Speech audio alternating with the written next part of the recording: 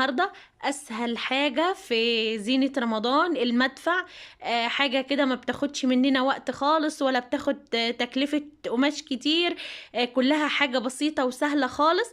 تعالوا نعملها مع بعض ونشوف هنعملها ازاي، ونشوف ايه الحاجات اللي احنا هنحتاجها.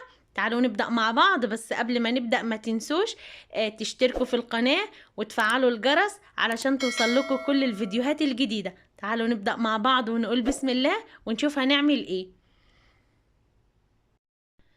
اول حاجة معايا انا معايا كرتونة هنحتاجها، ممكن نستغنى عنها، اللي مش حابب يستخدمها ما يستخدمهاش. انا عاملاها قاعدة للمدفع.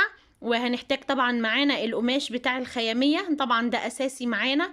وعندي انا الرول اللي هو بيبقى جوه المناديل او الفويل او الاسترتش اللي احنا بنستخدمه في المطبخ.